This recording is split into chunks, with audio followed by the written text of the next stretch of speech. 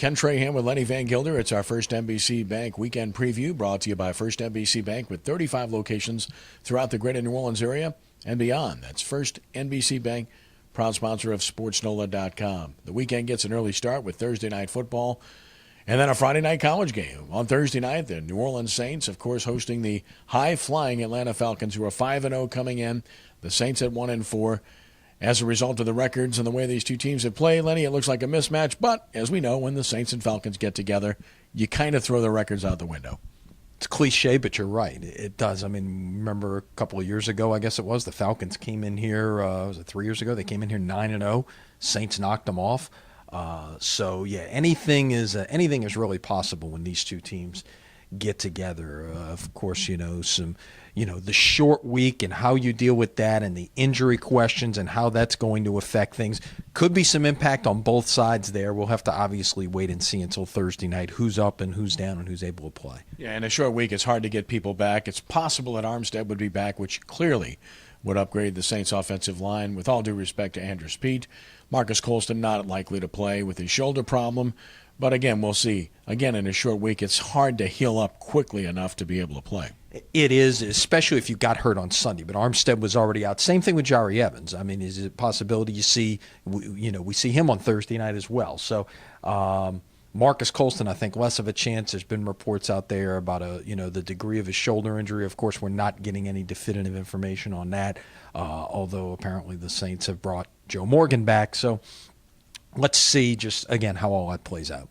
And, of course, where the Falcons are concerned, coming off of a big win over the Redskins, and Julio Jones banged up. He's on their injury list. So, although he says he's going to play, time will tell. And if he does, how effective will he be? Because he is one of their two biggest weapons, along with Freeman. Yeah, and, who would have thought we'd be talking about Freeman in the same breath there, but he has been huge for them. And, look, it just goes to show you there is not a lot of difference in this league between here and here, the top and the bottom. It's not like college football. They got some, they got healthy. They got some fresh blood injected in there. Hired a new coach in Dan Quinn, and look what's happened to that team after the tough 2 years that they've had. Now they're being talked about as one of the best teams in the league. No question. Saints and Falcons, Thursday night football. And, by the way, Sammy Knight appearing at the Saints Hall of Fame before the game from 5:25 to 6:45. Saints Hall of Famer, got him in town. Look forward to that.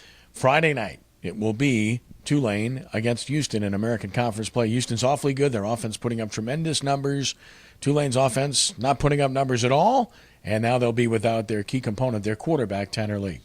Yeah, it's going to be interesting to see just what Devin Powell can do in Tanner Lee's stead. Lee out with a concussion and some question about the whole logistics of what happened on Saturday in Philadelphia, and that he was not showing signs, seemed to be okay, and then seemed to get progressively worse. And they say, wait a minute, we may have something going on here.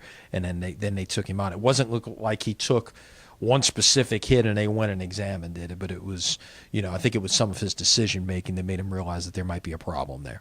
Yeah, the problem for Tulane is facing good competition. They just don't fare well against good competition. They've won a couple of games against bad teams, and they've been wiped out in games against good teams that they've played thus far. Yeah, and this is going to be a tough challenge. And this is Houston was not bad last year. Tulane went to Houston and won. Houston's very good right now, in the top 25. And, look, you got a couple of teams in the American that have their sights set on perhaps getting that top spot in the group of five, whether it's Houston or Memphis or Temple, perhaps going to the Peach Bowl, perhaps going to the Fiesta Bowl, whatever the case may be, to land that spot. And that would be a big coup for the American. I think it'd be good for Tulane as a whole. And Curtis Johnson made a good point. I mean, look, for the most part, he's only going to lose a couple of guys off of this defense this year. These teams that we're talking about in the upper echelon of the league, they're playing with a lot of seniors.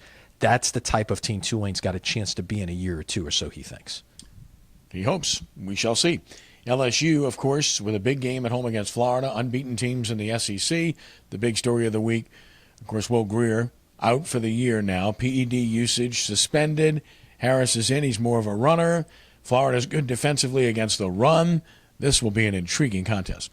It will be. And what can Leonard Fournette do, by the way, on the cover of Sports Illustrated this week? Kudos to him. And I don't think we've heard the last of big stories about about number 7. But that, in my mind, is the key matchup of this game, is what Florida's front 7 can do against number 7 and trying to defend him. They've been good against the run this year, but LSU has taken on some teams that have been good against the run, and up until now, Leonard Fournette has passed all the test over 1,000 yards in 5 games. Yeah, he was a little banged up in the game last week. I'm interested to see how he comes back from that against Florida this week. And Florida's been extremely well coached this year, and obviously their ascendance and return to prominence is happening a little bit quicker than maybe people thought it would. Yeah, and that happens on the heels of having seen South Carolina with the former Florida coach Steve Spurrier last Saturday in Tiger Stadium, and now, of course, he has, well, I guess, resigned and not retired as the coach of the Gamecocks.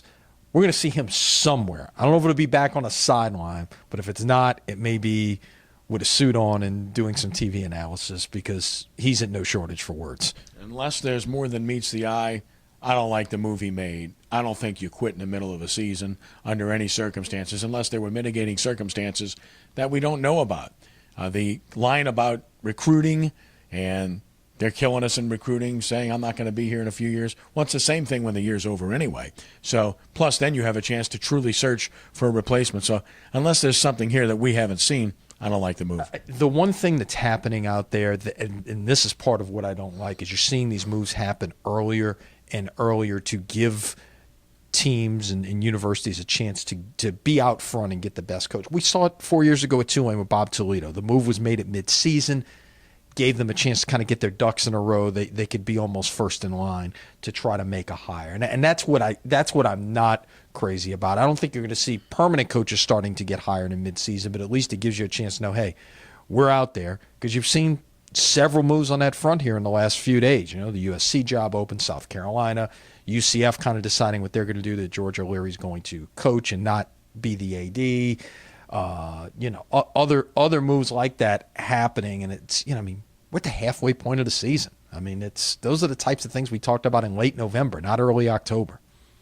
And in terms of high school football, the first NBC Prep Showcase continues with a classic neighborhood matchup on Friday night between Brother Martin and Holy Cross.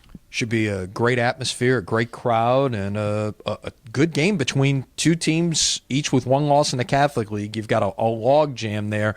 Rummel's sitting there at 2-0, and 4 teams with one loss behind them. And this thing obviously is all going to play itself out over the next 4 weeks, but this will be a key game. Friday night, 7 live at sportsnola.com. Catch the replay Saturday at noon on WHNO. On radio, Saturday night at 6 p.m., it's Jesuit and Rummel on WGSO 990 AM. You'll want to catch that one as well. The original Friday night, 6 to midnight coverage of prep football on WGSO 990 AM. Statewide on our network of stations, and, of course, through sportsnola.com, where you can watch it and listen as well. So, big weekend coming up. Looking forward to it. Should be a lot of fun. We're getting to that time of year, getting a little fall weather in the air, and it's, it is right in the heart of the season now, where every game matters so much. And we'd be remiss not to mention a great soccer match that's going to be coming up December 16th in the Mercedes-Benz Superdome, as the U.S. women's national team will take on China. And you can go to sportsnola.com, watch the video from the Greater New Orleans Sports Foundation Quarterback Club with Lauren Holiday. Stories as well. Looking forward to that. Let's hope we get a big crowd. Let's hope so. We do these big events in New Orleans better than anyone else. And to cap off their victory tour here in New Orleans, no better place to do it. All right, Lenny, have a great week. We'll see you Monday. That's our first NBC Bank preview of the coming weekend, brought to you by First NBC Bank for SportsNola.com. And, of course, they have 35 locations throughout Greater New Orleans and beyond, including Florida. That's First NBC Bank, proud sponsor of SportsNola.com. He's Lenny. I'm Kenny. Have a great weekend, and God bless you.